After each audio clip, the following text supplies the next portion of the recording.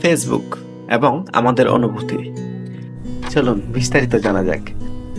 আপনি ফেসবুকে স্ক্রল করছেন এবং একটি পুরনো ফটোতে আটকে গেলেন, যা অবিলম্বে আপনাকে অতীতে নিয়ে গেছে। হতে পারে এটি বহু বছর আগের একটি থ্রোব্যাক ছিল, তা একটি জন্মদিনের পার্টি, একটি পারিবারিক জমায়েত বা বন্ধুদের সাথে একটি রাত। ফেসবুক মডার্ন যুগে আপনাকে স্বাগতম, যেখানে আমাদের ডিজিটাল জীবন বর্তমান এবং অতীতের সংমিশ্রণ। একটু পুরোনো দিন স্মরণ করা যাক। ফেসবুকের অস্তিত্বের আগে স্মৃতিগুলি ফটো অ্যালবাম, ধূলিময় ভিডিও ট্যাপ এবং হাতে লেখা চিঠিতে সীমাবদ্ধ ছিল। আমরা কারো সাথে যোগাযোগের জন্য অনেক সময় ব্যয় করেছি, কষ্ট করেছি।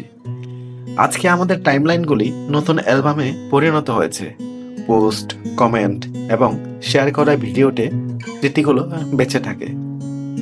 কিন্তু এখানে আকর্ষণীয় অংশ হলো, যদিও ফেসবুক আধুনিক ডিজিটাল যুগে রয়েছে, এটি সারা বিশ্বের লক্ষ লক্ষ মানুষের জন্য একটি টাইম মেশিনে পরিণত হয়েছে।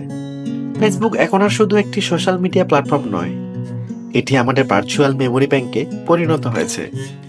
অন দিস ডে ফিচারের কথা চিন্তা করুন তো, যেখানে প্রতিদিন সকালে ফেসবুক বলে, আরে এটা মনে আছে, সেই এক নস্টালজিয়া হাসি, কান্না বা এমনকি ভুলে যাওয়া বন্ধুত্ব ফিরিয়ে আনে।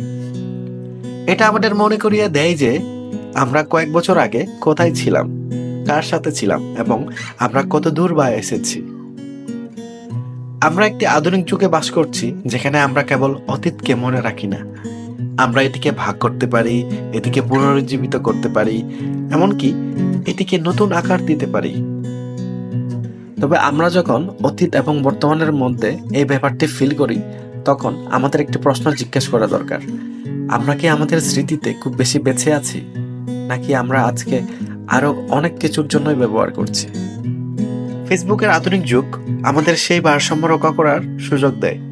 হ্যাঁ, আমাদের থ্রোব্যাক, বার্ষিকী, মজার পোস্টগুলো উপভোগ করা উচিত।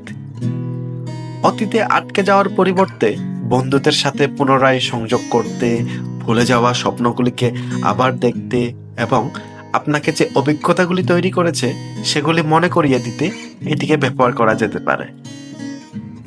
সুতরাং এই ফেসবুকের আধুনিক যুগে আমরা সত্যিই ভাগ্যবান। এটি একটি ডিজিটাল স্ক্র্যাপ বুক, যা আমাদের আজকের সাথে আমাদের গতকালকে সংযুক্ত করে। আমরা মনে রাখতে পারি, শেয়ার করতে পারি এবং মুহূর্তগুলোকে উপভোগ করতে পারি, যা আগে কখনো হয়নি।